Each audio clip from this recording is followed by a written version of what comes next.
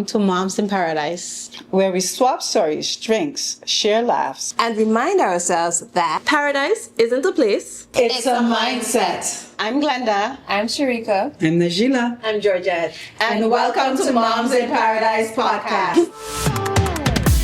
Good afternoon, everybody, and welcome back to Moms in Paradise. Today we're about to make our drinks. Now, I have no idea what this drink is called, but it's going to be tasty. I bet. For the alcoholic people, we're going to do a Blue Curacao mix. So we're going to start with, they say 40 ml, but you know we like to... You don't make it sound bad. We like to we like to measure with our ancestors. Let the ancestors tell us when to stop. Tell me how to pour. Or they Start with the Blue Curacao. This is my measure. Yeah, that should be a measure. Pour your hat, pour your hat. And try to make a mess. There you go. Ooh, a little less. That one will be mine. Okay. A little less. Okay. Tell me go with the ancestors and then tell me a little less. The ancestors telling you a little less. Okay. No, we have 3 today. Oh, you have 3 shades. You are right. And then we have the dark rum, about the same. About the same. Do-do-do-do-do-do. You know, ask the ladies, anybody thinking about alcohol today? No? No? Okay. Just checking, just checking. I always polite to ask a question. Always good In to case ask a anybody question. changed their mind, you know? Mm-mm. That means when you had a good time over, Some people went away. so you had a really good time, then you want to see no more. And then we're going to top off to about 1/3 with some Sprite. We'll do that.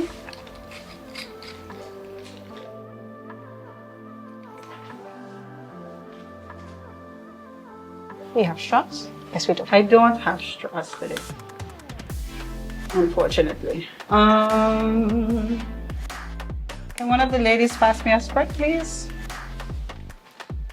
Thank you. Thank you kindly. And then we end off with some cranberry. And I hope I don't make a mess, because I tend to make a mess. Just a little bit. There we go. There we go. And then we touch that up. We touch that up. For our non-alcoholic drinkers up in here. And I'm not showing shade today, just a little bit. I feel like you always throw shade. I always show shade. Let's think about shade like a tree. And this is our drinks for And that's today. our drinks for today. So today we have a guest. We will introduce her to you when we're at our chairs, sitting and having our drinks. See you soon. What's the name of the drink? It doesn't have It a doesn't have a name. We just found it on the internet. This is our summer cocktail to be continued. Yeah. It doesn't have a name. We want to call it Blue Curacao Summer. Our Blue Curacao, our summer Blue, Blue Curacao Summer. our Blue Curacao Summer. Come back. Everybody has their drink? Let's cheers. Cheers. we didn't even look each other in the eye.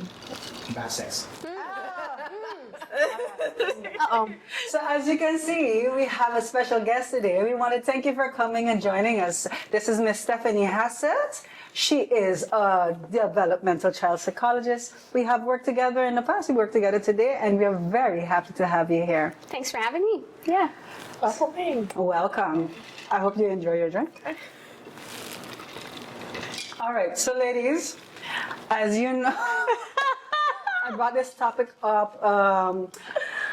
I've been thinking about this topic, and it was solidified me bringing it up when I recently saw a TikTok about a father seeing his child practically hugging her. It's a little girl hugging a boy. Little girl, teenager. Teenager. So when we say little, I mean she's young, but she's about, let's say, 13, 14. Something. The teenager. We'll put up the video on screen later on. But that you see the little boy hugging her, touching her butt, and then the father comes and he reacts and he reacts, he literally is aggressively in the girl's face, pointing in her face, and then all in the boy's face, because he like literally holds the collar of the girl and is screaming in her face. And then he pushes the boy, and he's really upset. So it really got me thinking about sex education and how we as parents, mothers in particular, should start educating our children about sex. How do we start? When do we start? What do we say? And how do we divide it in the ages? Do we start talking about what the birds and the bees are at 5? Or do we just talk about body parts? So I asked Stephanie here so that she can help us navigate through that development and see how we can have that conversation. Okay. So welcome, Stephanie, Thank you. again. And the first question, when do we start talking about sex to our kids? Oh, you're diving right in. When do we start? No, so I think that is a very a question that you can approach from different angles, right? First and foremost, it's just super important to talk to your kids about sexuality. But I also understand how difficult it is for parents because it has so much to do with your upbringing, your cultural norms, social media, school. Like there are so many different factors that all have their different beliefs. And now you first have to figure out, okay, what do I feel is very important for me and my family, and what do I want to pass along to my children? So when? From the very, very start, right? Because I think when we talk about sexuality, we think immediately of the act, right? Of having sex. But we completely forget that in essence, we are sexual beings, right? We are created with reproductive organs so that we can procreate. And that starts from very, very young. For those who don't know what procreate means make babies. Make babies. Lots of no, but so yes, right? We start from very young children start noticing this. They, it is something that is in use every day. Everyone toilets every day. So potty training, that is when they first start becoming familiar with it, as in taking off diapers, putting on diapers, just the sensation of wearing a diaper, of being wet or being dry. So it is something that starts from a very, very young age, and also something that they start exploring from a very young age. Yeah. Okay. What do you mean by exploring? Is that touching your privates and touching your privates, wanting to know what yours look like, what your siblings looks like, what your parents looks like, what maybe your friends look like. Children are creative beings and they want to learn. So it is not that they have any other thought than just like, what's that? It's very innocent and very innocent. It's innocent, right? It's, what is that? And okay, I have it. Do you have it? Mm-hmm. And does it look the same? Does it look different? So all girls have it? And then kids are like, let me test that theory. And then they start understand, okay, so all girls have it. And then that curiosity dies down, and then a new curiosity develops. So yes, it's touching themselves, it's looking, it's trying to just figure out what is that. And that kind of develops throughout the ages. So you're saying at the very beginning, have that conversation with your child. Yeah. Sexual. And be open about the sexual organs. So about vagina, about the penis, about the butt, about name the thing. Name the thing. And this is the thing. I have kids as well. Name the thing. Yes. Name the thing. No, I'm saying that is because they are so small, and it feels so strange. And yes, before I had kids, like, oh, that's what they say. Name it. Yeah, I have nicknames for it. I have named it as well, but we have a children's name for it. Yeah. Right? It's there, but it's both. If they know what a vagina is, they know what a penis is, but we don't call it that. And that's not because the word is icky, or it's just... But the most important thing is that they know what it is. They know what it is. So it is okay to have names, but they should know both, right? Yeah. Because it's also very normal. I'm trying to think of an example right now, but certain people have different names for kids. And then when they develop, they grow up and you name it. Yeah, in our house we call it a gina. Yeah, right. We used to call it the Nuno. There was Nuno, there's Nini. It was weird when I discovered your Peony. Your Tulus. Yeah, in my house, in my house we say both Tulus and penis. Yeah. But Gina, for sure, that's how Zaida announced it. Gina. She don't say vagina. Yeah, Even though we had that conversation, she knows. but she said Gina. Right. Yeah. So I mean, so I started with Safia when we are. If you know me, you know I'm a free person. So I'm walking around, and my daughter sees me. She's touching, and she's looking at me. She's like, "What is that?" And I'm like, "That's my vagina." And then she was like, and I'm like, "You have one too?" She's like, she's like, "Oh yeah," But this is started when she started naming things. So around 2 years old, let's say, after 2 years old, is when she started to really recognize and know her body. And of course, her father's. Yes. At one point, she wanted to hold her father's own to pee. Right. That's her curiosity. That's her curiosity. Yeah, but He her has something curiosity. different than what I have. So what is wanted that? to know. Right? What is that? What is that? Like, okay, how does that work? Like, is there a button? Like what? How is it? There was nothing sexual about it. It looked like a horse. He used to pee with it. Yes. Yeah. So she's like, "Okay, can I hold it?" Watching the plants. Apparently, that's also a thing with grown women because we don't have penises. They're like, "Can I hold your penis while you pee?" For men, it's so weird. I've seen. And Sharika's face like, no. It's about that where I have woman saw is curious videos and about is it. asking the husband. He's like, "All right, just go ahead." I saw the reel. I No, recently and saw I that think reel. curiosity is fine, right? Curiosity is absolutely fine. And in the beginning, kids start mixing them up. So I have 2 daughters and they're 5, and my son is 3 years old right now. And it's a phase, but we call it bluncha and pimolcha. And he's like, "I have a bluncha." "No, you don't. You have a pimolcha." And then he goes, "Okay, I have a pimolcha." And then he's like, "Mama, I have a bluncha." "No, you don't." And this has been going on for half a year. He just turned 3. But his sisters have that. Yeah. And they're at a very young age. Like in the morning, we're still showering is like a factory line by us. So everyone goes after each other. So they see each other. And there is just this like, okay, but how am I different? He is still, and his sister's like, "No, you're a boy. Stop it. You're a boy." And they get like super defensive about it. But he is just exploring. He's figuring it out. What is that difference, right? And so he's comparing it, and us correcting him and explaining it and just talking about it openly instead of getting upset or frustrated. It is every time the conversation. "No, you're a boy. Boys have this. You do that, and girls do this." And that already is the conversation about sexuality. Mm-hmm. That already is where it starts, where you're just open and having the conversation over and over. And repeating that to them. Because when you make it weird, then it becomes. I think that's usually the issue is that people don't know how to explain it or how to have the conversation. So when it comes up, you just shut it down, and Right. that creates the taboo in Yeah. the conversations. And I feel like that comes later, right? When you actually want to talk about the act and not just naming body But parts. if you start from young already, not wanting to have a conversation, innocent, a very, very, very innocent Becomes more difficult. conversation. But Then it's there's the factor there of hypersexualization, right? That people instantly see, or sometimes it happens that, okay, a child talks about sex, something happened in the homes, they saw something, someone is talking about it, why is it? I notice it, like, parents ask me, teachers ask me, when this comes up, the topic of sexuality, it's instantly, how does this child know about sex? Yeah. Why are they talking about their vagina? Why did they show themselves to a classmate? Yeah. There is appropriate places and inappropriate places, but they're learning, and it doesn't come from a adult sexual place. Yeah. It comes from curiosity, but the fear, sensation. right? And the fear is there immediately that, oh no, so this has to do, the child is too early, they're too young, they're interested in the sexual act. So there's this huge fear, and some are understandable.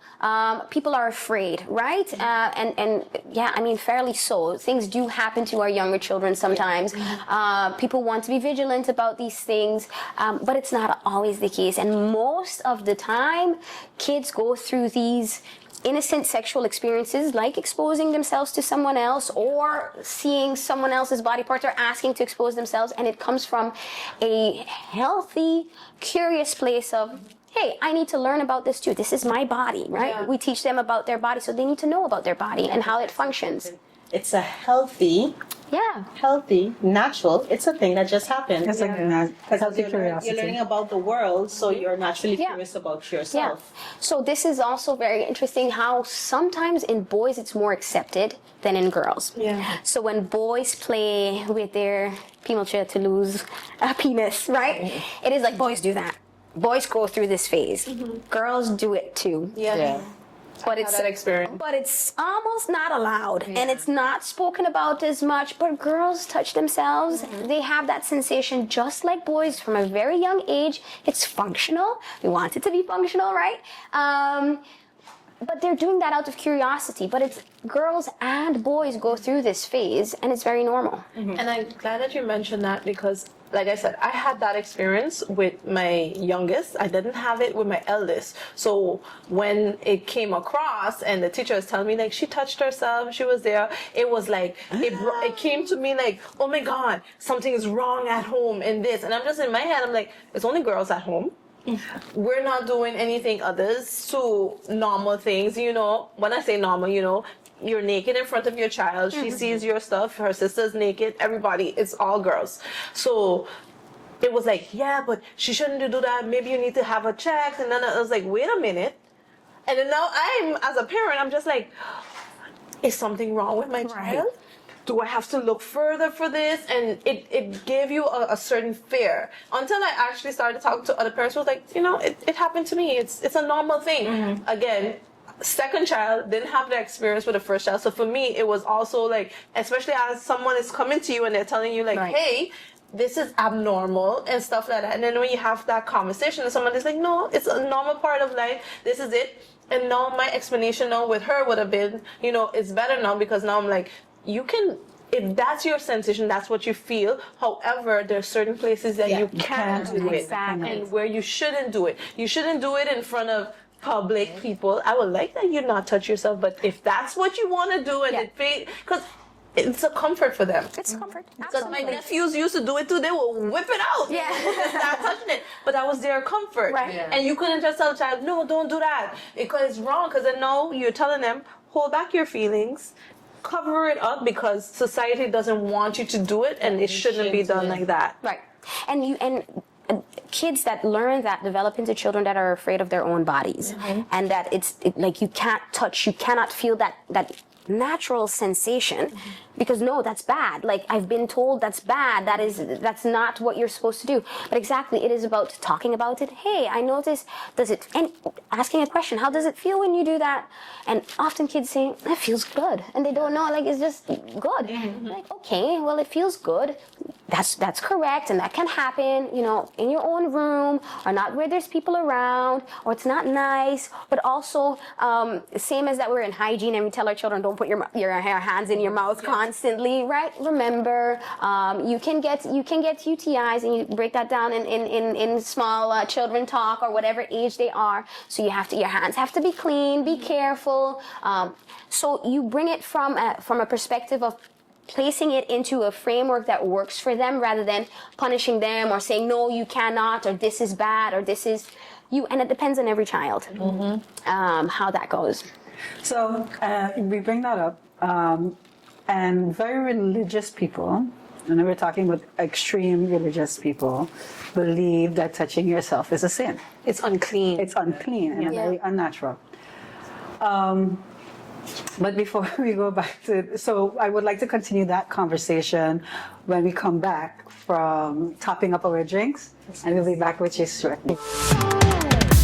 Our drinks are topped up, and we're gonna get right back. We're gonna get right back into the conversation because the conversation was hot.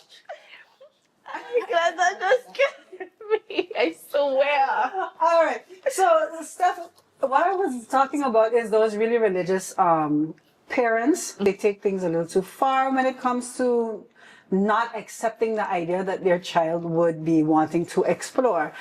So, my question to everybody is, because I know some of us are believers here, well, how do you fit the idea of sex and religion and talking about that with your kid? Especially in our Catholic schools, I know they kind of talk about it. I know there's some type of sex ed in school where they just talk about appropriate touch, inappropriate touch, who can do how, they don't actually go into sex education, and I think it's good that our community talks about it, so it's just not the parents, but it's also within the community. Yeah. But how do you guys feel about religion and sex conversation and those things? Yeah, I know. I'm looking at you because I feel like you have an opinion over here, I Sharika. don't have an opinion because it doesn't. It For me, they doesn't go hand in factor in hand. anything. No? The religious part. With what, sex? Yes. I don't remember. How, because you had said it before, I think you had that conversation before, that from young you was talking to him But about he, certain things. yeah, like he knows, safe touch. What is good? Who can touch and who's not supposed to be touching you, and what's supposed to be accepted, what's not. What else? I don't know. Just over the years, And you just have. conversation. Yeah. So like, but Because I okay, didn't have that growing my up. daughter is 7. We're talking, well, no, my daughter is now 8. Thank you. She's now 8. And she was exposed to something in class. Now, with like Stephanie, I'm very open about having these conversations. We walk around, you see us. She knows about the body. I've never talked about the girls and the birds and the bees, but we do talk about what's she's seen me on my period, so we talk about the period and what the period is for, and those kind of things, and making babies and all these things.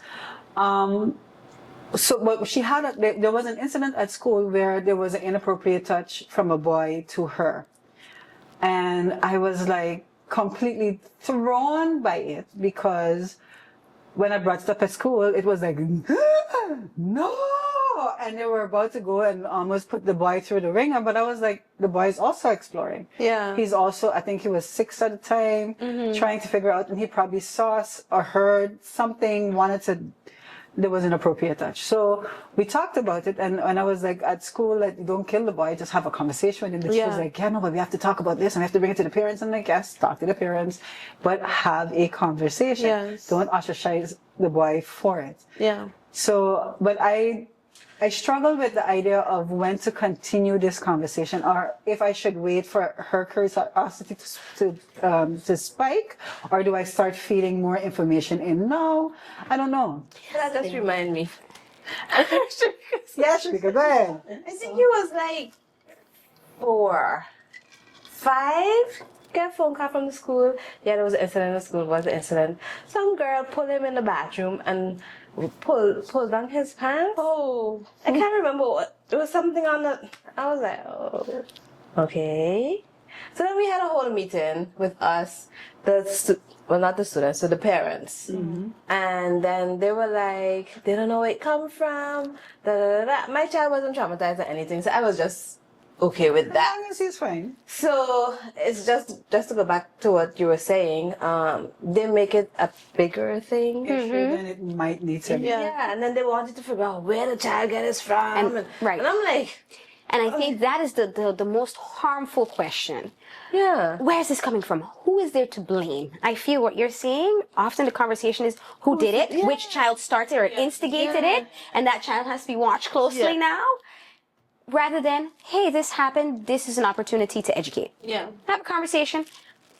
This is very, very common in kindergarten classes. The older they get, it gets less, but it happens. If you would ask teachers, if you ask parents, everyone can name an experience that this has happened. All of a sudden, they're in a big group setting. They're not watched as closely as in preschool or daycare, right? And there's 20 kids just running around, 2 of them sneak in the bathroom. No one is watching us. Yeah. It is not because they saw their parents do anything or because they heard everything. Sometimes it's just the moment. Hey, okay, I saw it, and they move on. Yeah. And then we can tell them, hey, okay, it's not okay to expose yourself. We shouldn't do that. Privacy, your own body. You have that conversation, and then you move on, because children also then feel ostracized. We would mention it earlier with the masturbation. but also then they feel ostracized, like, oh, I did something so wrong. Especially when you have all these people coming at you asking thousands of questions. Teachers asking, and the kids can be interrogated, right? It's then, why did you do it? What happened? Okay, let's wait. Just have the conversation. Just talk. And sometimes with that conversation, you figure out a lot already. In some cases, things did happen. So yes, it's good that we're vigilant, but have the conversation first. And see what comes from that conversation. And then often you already figure out if a child was just curious. Yeah, it just came out, like, out of the blue. I thought about it, I did it. Because that's often what happens with kids. They don't go plan, I saw someone kissing on the TV yesterday. I'm going to go to school and pick up that girl and that one. And we're going to make out. Like, really? They don't plan that out like that. Okay, so that is normal curiosity. I do have a question though. When is it abnormal? Very good question, because there is abnormal behavior, and often what we look at, if there is aggression with it, right? If there is anger, if there is violence, if a child forces themselves on someone else. So for example, someone, I think it was you, your daughter was 5 or 6, the boy was also 6. So this is clearly 2 children of the same age, same developmental level, same curiosity level, trying. Now, if a 12-year-old child wants to expose themselves or expose themselves to a 6-year-old, that is a completely different dynamic. Power dynamic, mental status, where they are, what they understand and what they don't understand. Is it coerced, right? Is it, no, you'll get a candy from me, or just do it, or don't tell anybody. All of those things will have determine on, is this bad, or is this curiosity? Several countries actually have developed various systems for this. Some countries do it in flags or in phases, where you can look at, okay, what is natural development, sexual development, and when does it cross a boundary? When is it not okay? So often they look at age difference, they look at the setting, they look at the intent behind it. So as I said, if a child are the same age, but one child is really forcing themselves, pinning another child down, for example, like, then you can, okay, why? That's not curiosity anymore, right? So it depends on how it happens, between who it happens, the power dynamic, the age difference, etc. And that's very important. And the mental state of the participants or the person by themselves. Question. Yeah. You talked about some countries have different Guidelines, yes. guidelines. Do Yes. you have that on St. Martin or anything close to that? We don't. I know that the health professionals work with, either they have that, they're informed from studies from the States or from Holland, but no, we don't have that in place. That we have a specific protocol, like, hey, what do we do when, what do we look at? I think it would be great to have that, but I think the step first of all is this conversation. It's having a conversation. Normalizing it. A lot of people, to tie back into your religion part, are afraid, but also their personal views on what it is. It makes it taboo. It makes it not done. So it's a generalization, but certain people rather teach abstinence, right? Don't do it. Don't talk about it. It doesn't exist. Rather than, if I inform my child, they know. What I often tell parents is, you have your own value system at home. If you want your child to learn your value system about sex, you need to talk to them. They will hear about it in school. They will hear about it from their friends in sports, and younger than you think, on the school bus. Then a 5-year-old, I also teach gymnastics, and there I see a lot of kids in all different ages, and then came to me and was like, teacher, a kid in the school bus, this is a 5-year-old, talks about sex. What is sex? And I'm like, well, yeah, they hear things and then they come with questions. And she just heard the word sex, but sometimes older kids talk about way more explicit things already. And they hear that, and then they don't know, and then they get curious, and they can't place it into context because they're only children. So we want to have those conversations. So I understand that you can have religious beliefs that tell you otherwise, or tell you that sex is to be had in a certain context. and that is fine, but it shouldn't shy away from explaining your child how things work, educating your child. We teach our children how your intestines work, how your digestive system works, but we also believe, or from certain religions believe, that certain foods are not to be eaten or certain things are not, but we still teach them the biology of how it works and what you should and shouldn't do. And I think that's how we should look at sexuality. It's the biology. We don't have to make it this scary thing, this big scary thing, and make it taboo. And we have to talk about it. Make it taboo is when it gains the excitement, especially as you get older. Some kids are super afraid and they don't want to touch it, and they get a very unhealthy sexual relationship when they're older. And some kids, they're like, well, let's try this out. Oh, because this is so bad. So what is so bad? Let's see what And then you get this comment.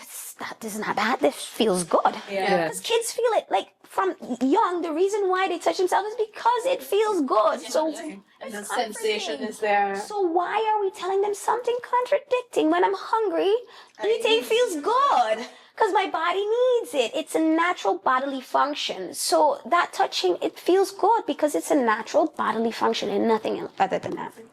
It's just a matter of having a conversation and explaining. Do you guys feel like there's an age attached to talking about the act? I think it depends on, for me, it definitely depends on the questions that they're asking and then the age. So you keep it, because I've always heard, like, you keep it age appropriate. So you talk about body parts, you talk about penis, vagina, you talk about mommy, daddy, and those. And special hugs? And special hugs?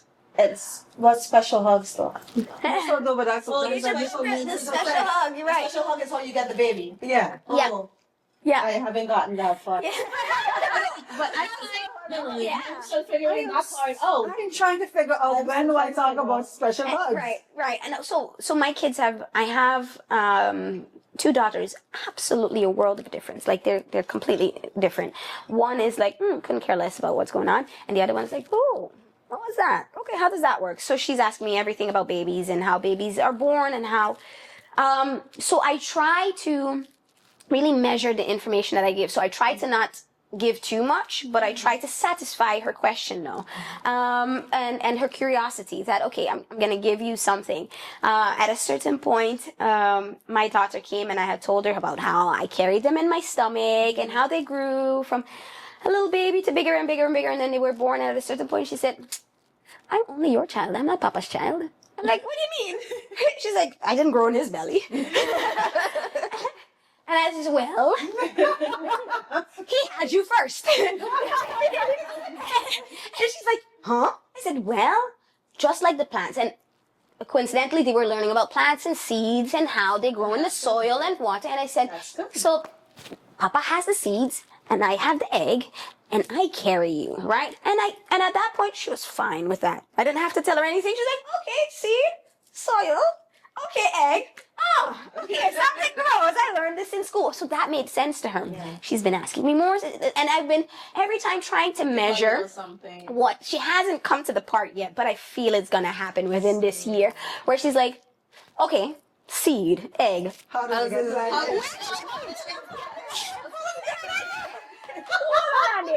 And we've already alluded to it as in, when you get married, you can only have children when you're married. Now, that is a social construct for now. Yes. For now, that is a clear boundary, right? Because a boyfriend, girl, like that is a clear boundary. When you have that ceremony and you're together, for us at least, that's a clear boundary where I say, when you get married, then you can have children. And my daughter wants kids right away. Like, she's like, no, I want to have children right now. I'm like, well, you have to go to school. You have to go high school. You have to go to college. Then you have to find a job. Then you have to be able to have a house. And take care of yourself.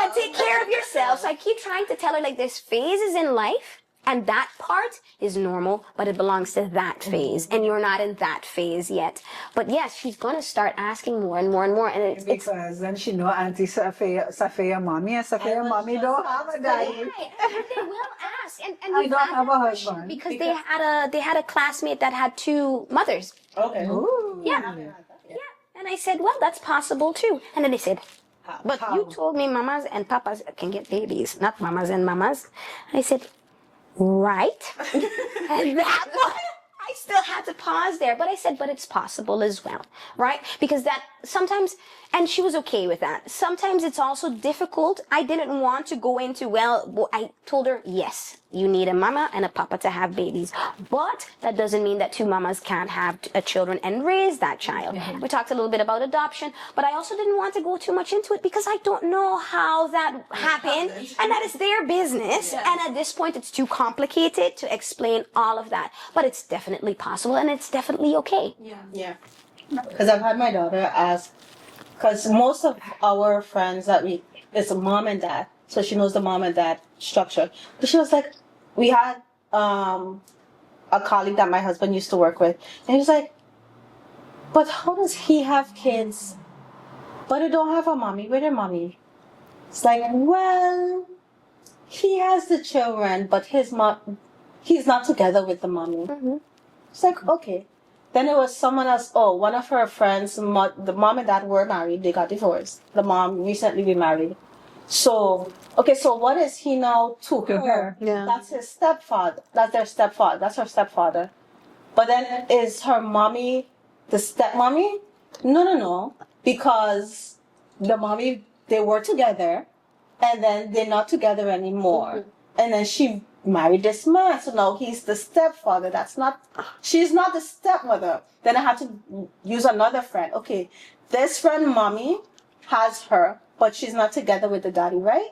So sometimes you just have the mommies by themselves. I only have mommies as reference, mostly, and have maybe one father that she sees with the kids. So it's like, sometimes the mommies and the daddies don't live together, but you usually have the mommies and the daddies to make the babies. Right. I'm But the gonna mommies use and the this. daddies aren't always together. But it was just she was confused that why is he the stepfather but the mommy isn't the stepmommy? Right. How does that?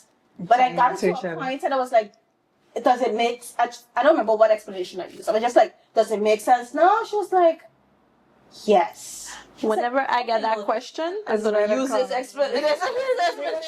Simplify the explanation. Trying to find a simple reason for it. It is difficult, and this conversation, as I see, will need a lot more because we haven't even touched the teenagers. As No, exactly. That means Stephanie needs to come back. We will Very willing definitely invite you back to have this conversation. I'm very happy that you guys are willing to have this conversation with me because I think it's a very important conversation, not just among us, but in our community. We need to talk more to our children about the development of sex and that appropriate touching, when is appropriate touching, where is appropriate touching, what feels good, what doesn't feel good. These conversations need to be had with our children so they don't ostracize themselves and feel bad about themselves. And with these conversations, we break the taboo, And the we break cycle of that trauma. Like, don't talk about sex. Welcome back. This topic is hot, and we can go on and on about it. But we want to bring it back. Again, we were saying just before we took our break, and help me because I'm starting to drop it, about how important it is to talk about sexuality And the taboo. and make it less of a taboo.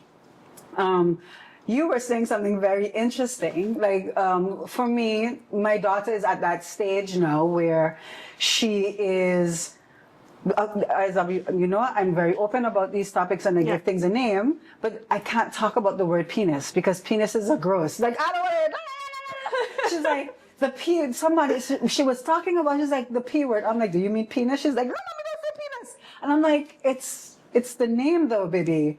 And she's like, but no, mommy, let's not talk about the P word. I'm But like, have you asked her why she doesn't want to talk about the P word? no, she doesn't want to tell me about why she doesn't want to talk about the P word. She doesn't know. But I think children go through phases, and I think at this point it's just covering themselves. I remember when I was with her dad, when me and her father used to live together, he taught me, because he has older children, that at one point, because we walk freely at home, so at one point children start to think, okay, we're going to cover up. Yeah. You need to cover up. Girls get a little more protective about their bodies, and they don't actually want to see the boys' bodies. So I think that's just the stage and development that she's in. So I don't think it's gross or anything like that. It's just that's the boys and I'm a girl and we're gonna we're separating the two. Yeah, from 6 to 10 is the stage where children start to understand themselves better in context with other people. So embarrassment and shame happens. Before, they would pick their nose or scratch their butts like, oh, someone's watching. Oh, no, it's like normal. I have an itch right there, so I'm going to pull my wedgie out of my behind. And they don't care. And at a certain stage, like, oh, well, when I do that, people watching me. And they start feeling embarrassed, and they start covering up, and they start becoming super self-aware of themselves. So then also about others, they're starting to read the room, and they realize that if I say penis, penis, penis, penis, then people are like, what are you doing? This is not normal, which is good. You want that to naturally happen. So yes, it's good to talk about it, but also check the comfort level of your child. That she's now at a certain point like, yeah, mom, I know what it is, but I'm not. It's good, right? Because you want them to start feeling it, rather than, in the beginning, it's inappropriate touch, and appropriate touch, like we know, but you want them to feel and sense what is okay and what would not be okay anymore. So that's very healthy development, I would say. Yeah. I think so too. You had any experiences like that, Georgia? I don't have that experience right now. Because like I was saying off camera, it's only women in the house. So my daughter is only seeing vaginas.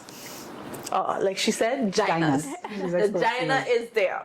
And of course, with her, I would say she's very observant, because just like you would say, when you have your menstrual cycle, your daughter's like, what is that? I already had that conversation with her, and I was like, am I doing too much? Am I telling you too much at this point in time? But if I'm going to be there and putting on my stuff, and you're just like, this is how it goes? And then you go like, when do I put it on? And I'm just like, not yet. When the time is right, it will show itself, and it'll come to you. But I'm in a daze, like at what point, because I do tell her about penis and how to touch, nobody's supposed to touch you, we're not to be touched, all those things. And I have a question, like, and I'll be like, no secrets. Tell me everything that's happening. Anybody turn around and tell you, don't tell your mom, that is a red flag. Tell your mother. Come and tell me. Run if you have to. Come and tell me. So it's like, again, no penises at home.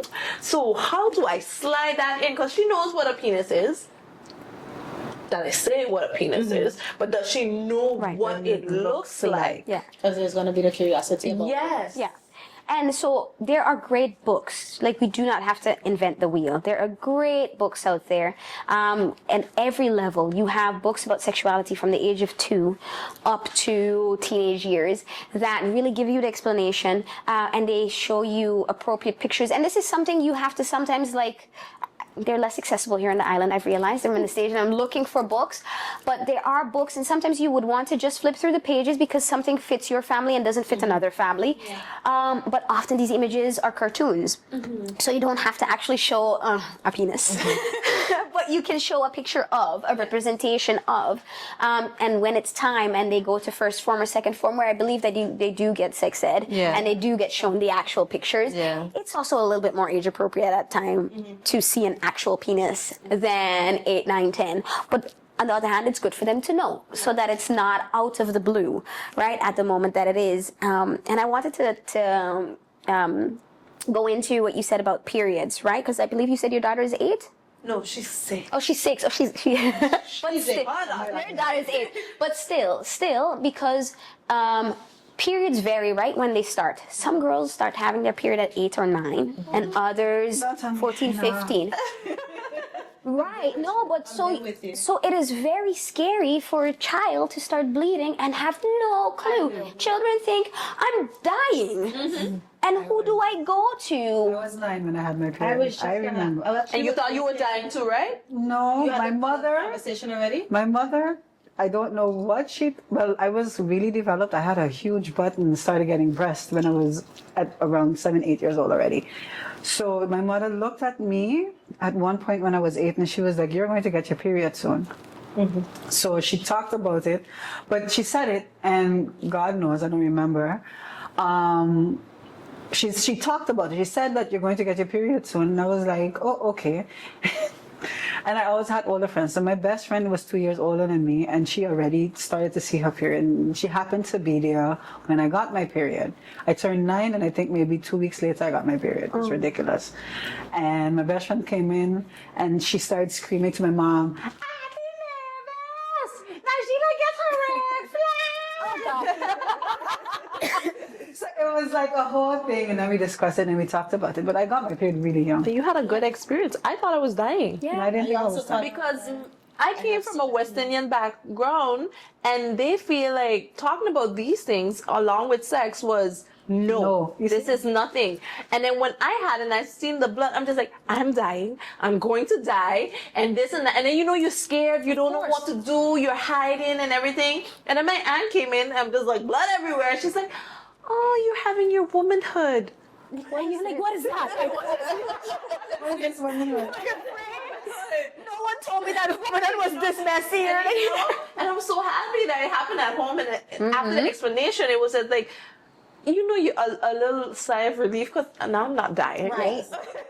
And it's a natural part of life. Yeah. So it's about explaining to your children that it's something not to be scared of. It's a part of your body. It's part of your life. You're going to have it until what? Until you reach menopause? Kids, I don't know how it works there. I have a question though, because two of you said, you had a conversation, and I've been thinking about having a conversation. So my daughter has asked for a while now, so and I've just been, how do I explain this? And also I thought it was too early, because I know I tend to over-explain. So I was trying to figure out, how do I have this conversation? And I was thinking, after she turns 9, because it's varying age and 8, I didn't get mine till I was maybe 11 or 12. I was definitely in high school. So I was like, okay, let me have the conversation now, because she's already asked, because she sees me with the pads, and she's curious about it.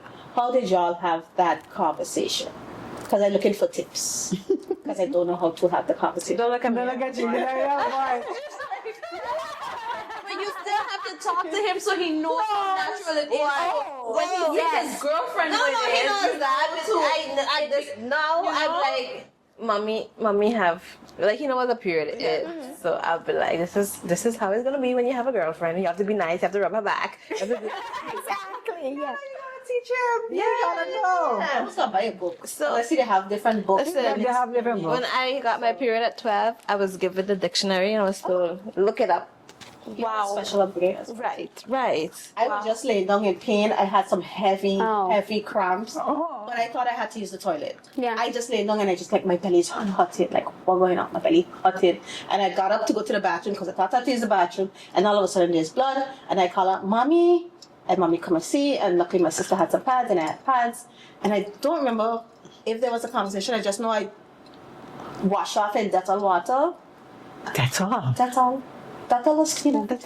yeah, Dettol is clean up. in some water and they, yeah. But I know my mom That's tried. really but too strong for you, Virginia. to I'm have just the saying. conversation, but at that point. But she gave me books on what's happening with your. But I don't read. I'm not a reader, so I don't remember how much of the book that I actually read. I was just like, how is she giving me? At least you got a book. I get the encyclopedia. Can I ask you? Yes. Because in context with your daughter, what are you afraid of oversharing?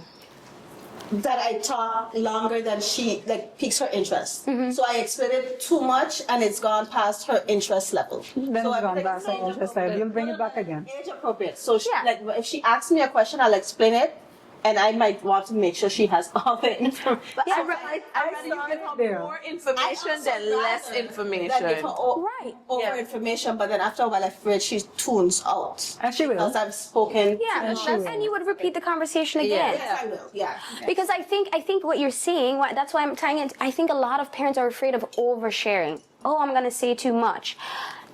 But she usually tells me at this point she knows I do it, so she cuts me off and. That's right.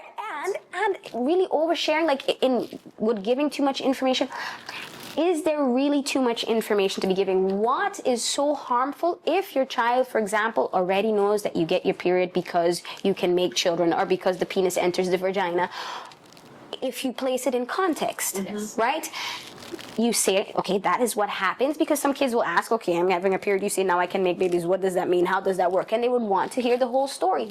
It's when you place it in context, what is appropriate and what is inappropriate. This is the biological part. This is how it happens. that doesn't mean that you're going to do that now. Don't worry. Right? This will happen first, but it's your body preparing yourself for that. I don't think there's an oversharing at that point. So you're ready. Yeah. Go forth and have this conversation. I'm still looking for the tips though, because No, shouldn't. I had the conversation. And what was the conversation? She's like, Mama, what's that? I said, I'm bleeding. This is when your stomach, your period lining is shedding and your eggs are leaving your body. That's what I said. She's like, eggs leaving your body? She's like, yes, the eggs that you use to create babies. Okay, she was gone. Yeah. Their attention span is like short. And then you also know, oh, I've given enough. she's like, okay, she's like, Oh, okay. And then she was gone. And then she's gonna ask me again, and then we can go in depth. But at this point in time, she knows that I have my period, and it's something that she will get when she's older. Yeah. So it's not a big deal. I think in that sense. I'm creating it bigger in my mind. No, because you're overthinking it. Just give her the information. And it will come. Give her the information. It's important to give her the information Apparently, because rather than somebody else give it to Yes. someone. Yeah. And it's easier to just stay close to the facts. Yeah. Don't make up anything around it. The facts. Yeah. This is what happened. The uterus lining is shedding. Yeah. And then if she asks more, okay, this is what then happens if she asks already more. had conversations about if anybody outside, because tell her, listen, if your friends tell you anything, you come back and ask me, because I just think I Nobody, no, no.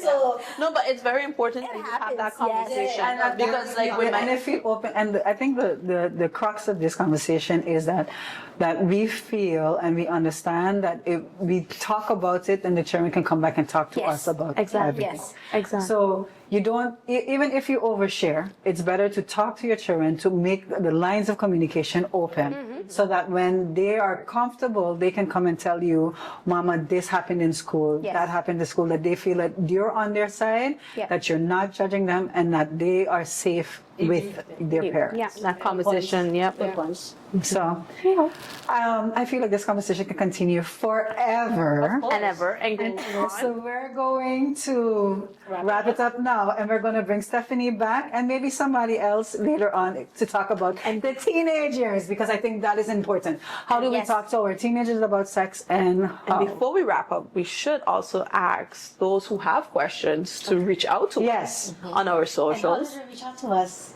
Moms in Paradise on social media, Moms in Paradise podcast, Facebook, Instagram, YouTube, Spotify. You can get the full episodes, and you can reach out to us on any one of those platforms, as well as email us on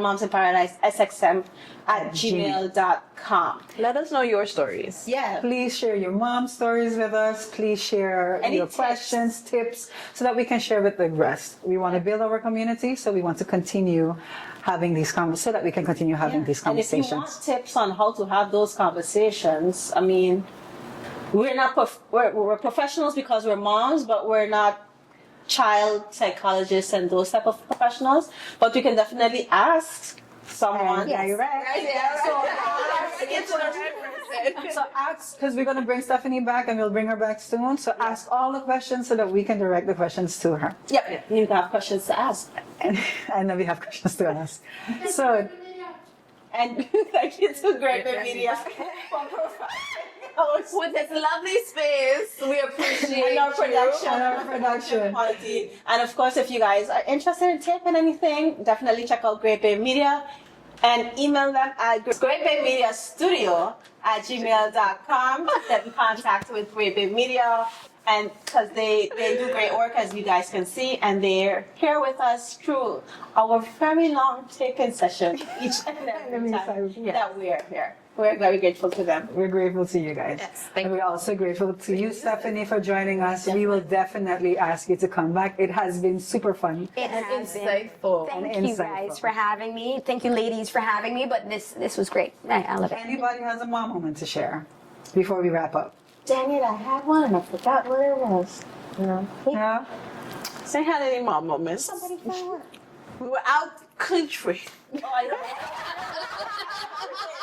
I just had to throw that in. Oh, so my daughter just turned 8. And we had a whole Sleepover, sleepover. which my child didn't want to come back home afterwards. And And I think that was one of the best experiences that I have seen as a mother. That the kids came together, they created a whole party on their own. And my daughter came back and she was like, the son is extremely dead on the couch, lying completely just out, saying, "Mom, that was so much fun." Mission accomplished. I felt really good, and I was really happy to be able to do that for my daughter, for her to have that experience. And I'm sure that I won't hear the end of it until it happens again. So, moms, look out. Thank you guys for joining us one more again on our podcast, and we will see you again. Bye.